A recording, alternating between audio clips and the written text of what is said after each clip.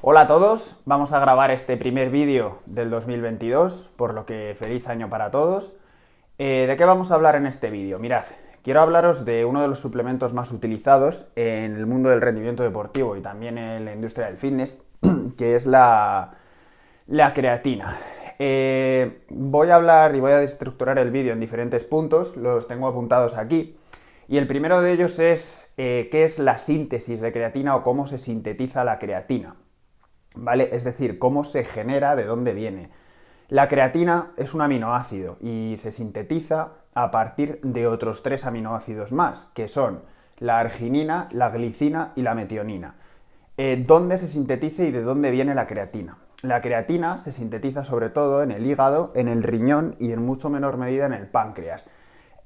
A través de la catalización de diferentes enzimas, de diferentes reacciones enzimáticas, ahora mismo no me acuerdo del nombre, estos aminoácidos, la metionina, la arginina y la glicina, se van metabolizando por diferentes rutas enzimáticas hacia lo que comúnmente se conoce como la creatina. ¿De acuerdo? La creatina necesita ser transportada desde su lugar de síntesis hasta el sitio donde se almacena. ¿Y cómo se produce este transporte? Pues mirad, la creatina, la molécula de la creatina viaja unida a unos transportadores, ¿de acuerdo? Viaja por el torrente sanguíneo y necesita, para atravesar la membrana fosfolipídica, la membrana celular, lo que tiene que ocurrir es que necesita que los canales, las compuertas, para que lo entendáis, que se sitúan en la membrana celular, se abran. Y este es un transporte que se denomina difusión facilitada, difusión simple, facilitada por transportador, ¿vale? Entonces, cuando la creatina llega con el transportador, llama a la puerta de la célula, de la membrana, y esta compuerta se abre. De esta forma, la creatina entra en la célula y se almacena en forma de fosfocreatina, ¿vale? Entonces, ya hemos dicho que la creatina se ha unido a un fosfato. ¿Y dónde se almacena? Se almacena sobre todo en el músculo y en mucha menor medida en el cerebro. A nosotros nos interesa para el rendimiento deportivo la creatina que estamos utilizando en el músculo, ¿de acuerdo? Que vamos a utilizar en el músculo. Y aquí vendríamos a hablar de lo que sería el metabolismo energético de la fosfocreatina o el metabolismo energético de los fosfágenos, ¿vale? Que es el primero de ellos y ya hablaremos después de qué uso tiene y en qué contexto deportivo se puede utilizar. Pero mayoritariamente tenéis que entender que es sobre todo en esfuerzos muy cortos y en actividades muy intensas, es decir, desarrolladas a gran velocidad. ¿Cómo se sintetiza la creatina para obtener ATP? Pues es muy sencillo, es una de las reacciones metabólicas más sencillas que existen en nuestro cuerpo, ¿de acuerdo? Simplemente tenemos la unión de un fosfato con la creatina y nosotros necesitamos que ese fosfato se separe de la creatina a través de la catalización de la enzima de la creatinquinasa, ¿vale? Que vamos a entender que esta enzima es de suma importancia para lo que voy a comentar después de los efectos secundarios que puede tener la creatina. Entonces la creatinquinasa separa el fosfato de la fosfocreatina, es decir, rompe ese enlace y ese fosfato se une a una molécula de adenosindifosfato, que es ADP, y ya tendríamos la formación del ATP, que ya sabéis que el ATP es la moneda de intercambio energético que tenemos en todo nuestro organismo. Entonces, así es como se obtiene la energía. ¿Qué es lo que ocurre? Que todos estos procesos conllevan una serie de efectos residuales, es decir, ningún proceso metabólico sale gratis para nuestro organismo, es decir, siempre existen ciertas sustancias de desecho. Pero bueno, no quiero sobre todo adelantarme con el tema de los efectos secundarios para la salud. Vale, yo creo que queda bastante claro cómo se sintetiza la creatina y cuál es su destino final, su destino energético, ¿de acuerdo? Que ya hemos dicho que se sintetiza en el riñón y el hígado a partir de 3 aminoácidos, que son metionina, glicina y arginina, se transporta a la célula, llama a la puerta, entra, se almacena y cuando el cuerpo o los músculos lo requieren, la CK cataliza el enlace que existe entre el fosfato y la creatina, lo rompe y ese fosfato se une a una molécula de ADP para formar ATP, que es la moneda de intercambio energético de nuestro organismo. Después, el siguiente punto que quiero tratar es ¿para qué sirve la creatina? Bien, la creatina sirve sobre todo y es una de las ayudas ergogénicas de los suplementos deportivos, de los pocos que realmente funciona junto con la cafeína, los aminoácidos esenciales y el concentrado de proteína o el isolado, ¿de acuerdo? Entonces, ¿qué hace la creatina? La creatina nos da energía, pero por la vía de los fosfágenos. ¿En qué esfuerzos deportivos o en qué contexto entra esta vía energética? En esfuerzos muy cortos y en esfuerzos muy explosivos, ¿de acuerdo? Entonces, ¿cómo actúa? Sobre todo la evidencia científica nos dice que aumenta la fuerza máxima, aumenta la masa muscular y aumenta el peso corporal. Pero es muy importante entender que como se sintetiza el riñón, tiene un efecto sobre la aldosterona y entonces la aldosterona lo que hace es retener más sodio y por lo tanto el peso que ganamos puede ser también por retención de líquidos. Esto es muy importante entenderlo, que la creatina sobre todo retiene líquidos, ¿de acuerdo? Por este efecto de la aldosterona, bueno, eso daría para otro vídeo, ¿de acuerdo? Bien, entonces nos queda claro que la creatina es uno de los pocos suplementos deportivos que funciona, que sirve para esfuerzos cortos, que aumenta el peso corporal, aumenta la masa muscular y en consecuencia aumenta la fuerza máxima. De acuerdo. A partir de aquí parece que la creatina es la hostia, ¿vale? Es oro todo lo que reluce, pero no es así.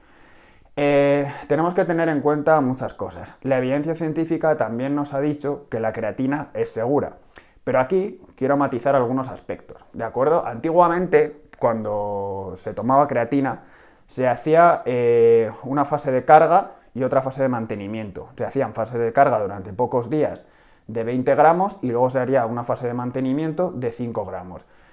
Esto ya no se hace así. Tenéis que entender que ahora mismo la creatina se toma siempre en dosis de mantenimiento durante ciclos largos, durante a lo mejor 28 días, un mes, y esta creatina, la dosis, se basa en más o menos unos 3, 4, 5 gramos diarios, ¿de acuerdo? Es así ahora mismo como se está tomando la creatina y lo que la evidencia científica dice y que con esto realmente podemos obtener todos los efectos beneficiosos de suplementarnos con creatina. Bien, ahora quiero matizar algunos aspectos que pueden no poner en riesgo nuestra salud, pero sí someter a ciertos órganos, sobre todo al hígado y al riñón. El hígado, para que entendáis, es un órgano de excreción y de reciclaje y es un órgano también, y al riñón, que es un órgano sobre todo de secreción, ¿de acuerdo? Es un riñón que filtra, el riñón es un órgano que filtra y elimina sustancias de desecho.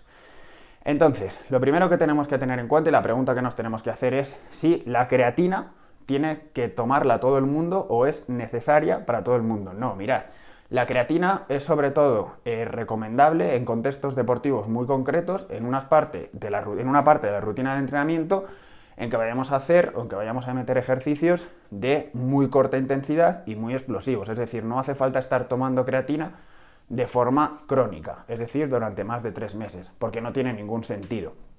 ¿De acuerdo? Entonces tenemos que contextualizar muy bien esa suplementación a la parte de la periodización del entrenamiento de la que realmente la podamos sacar partido, o sea, es decir, como ayuda ergogénica. Después, ya he dicho, yo si es fuera del contexto del rendimiento deportivo yo no la aplicaría, puesto que, por ejemplo, la carne roja también es una fuente de creatina muy importante y la creatina aparte es sintetizada de forma endógena por nuestro cuerpo, es decir, nuestro cuerpo, nuestro hígado, nuestro riñón y nuestro páncreas es capaz de sintetizarla, son capaces de sintetizarla de forma endógena y de forma totalmente natural. Entonces, realmente, una persona normal que no practique deporte, que no entrene o que practique deporte de forma amateur, quizás no necesite esa fuente exógena de creatina. Y por último, y lo más importante que quiero que tengáis en cuenta, y haré otro vídeo sobre la monitorización del entrenamiento deportivo y cómo realmente qué herramientas tenemos los entrenadores para monitorizar de forma precisa y de forma bioquímica el entrenamiento deportivo, que son las analíticas. Lo primero de todo, si vas a usar creatina, es necesario que veas en qué estado se encuentra tu riñón y tu hígado, ¿de acuerdo? Es decir, si eres una persona joven, lo normal es que no tengas ninguna patología previa, pero que no estés en una situación patológica no quiere decir que tu riñón y tu hígado estén al borde de un estrés, ¿de acuerdo? Entonces, si este es el caso, yo no tomaría creatina. Y os explico el porqué. Mirad, ya os he dicho que cualquier reacción metabólica tiene un coste. En este caso, cuando la creatina se cataliza para formar ATP, tiene un problema, ¿de acuerdo? Y es que esa enzima CK, bien, se puede dar el caso que, o sea, en el caso de una lesión muscular, se va soltando a la sangre, ¿de acuerdo? Y si se va soltando a la sangre, el trabajo renal para su posterior eliminación va aumentando, ¿de acuerdo? Entonces, a más CK en sangre, más trabajo renal. Por lo tanto, tenemos que tener en cuenta que tenemos que tener este factor en cuenta. Después, he hablado de la CK, que puede salir a la sangre, es un marcador de daño muscular. Si estamos tomando creatina y esta enzima se está utilizando para sintetizar más creatina y obtener más ATP, saldrá más CK a la sangre, ¿de acuerdo? Y la CK se correlaciona directamente con el trabajo renal, ¿de acuerdo? Entonces, una CK elevada, que no es lo normal, tendríais que abusar mucho y sería una situación muy extraña, puede estresar esa función renal, filtrado glomerular, la función de la nefrona, de los glomérulos, etcétera, etcétera. Y después es qué pasa cuando toda esta creatina se está sintetizando. Es muy importante entender que hay una sustancia de desecho, ¿vale? El coste metabólico, que la sustancia que marca el coste metabólico de la síntesis de creatina como sustrato energético, que es la creatinina, ¿de acuerdo? La creatinina también es un marcador que mide la función renal. Entonces tenemos que tener en cuenta que a más síntesis de creatina, más más creatinina vamos a mandar a nuestro riñón para que se elimine. Por lo tanto, también puede ser un indicador de estrés renal. Entonces, yo no estoy diciendo que la creatina no sea segura. Estoy diciendo que si tenemos ese coste metabólico a través de la CK y de la creatinina, deberíamos de por lo menos monitorizar a nuestro atleta o monitorizarnos nosotros mismos a través de un análisis bioquímico de sangre, una analítica normal, para realmente poder en qué estado previo estamos antes de realmente valorar si vamos a tomar creatina o no vamos a tomar creatina. Y también, por supuesto, ver mientras estamos tomando creatina, podemos hacernos una analítica para ver cómo está funcionando nuestro riñón y nuestro hígado. ¿De acuerdo? Y aparte, toda esa síntesis metabólica de la que he hablado, tanto para sintetizar creatina como para sintetizar creatina y para utilizar la creatina como como sustrato energético, se correlaciona, no sé de qué forma exactamente, pero sí he leído y está bastante comprobado que se correlaciona directamente con el ciclo de las purinas y directamente con la cantidad de ácido úrico, bien, a través de otro parámetro que mide la función renal, que son los uratos, y es decir, a mayor síntesis de creatina, ¿de acuerdo? Sí tiene un efecto directo sobre el aumento de los uratos en sangre. Es decir, esto para que os hagáis una idea, si tenemos los uratos altos en sangre, lo que se puede producir es cuando se habla comúnmente o coloquialmente de tener el ácido úrico elevado. Esto puede ser causante de enfermedades como la gota, ¿de acuerdo? O otras patologías como puede ser la cristalización de esta sustancia y formando cálculos renales. Es algo extremo, ¿de acuerdo? Pero por eso es importante vigilar que los niveles de urato no estén elevados en sangre y se encuentren dentro de rangos fisiológicos normales. ¿De acuerdo? Esto es todo lo que os tengo que contar de la creatina. Espero que os haya gustado el vídeo. Si realmente os ha gustado y lo veis útil, compartidlo y dejadme lo que os ha parecido en comentarios. Nos vemos en próximos vídeos.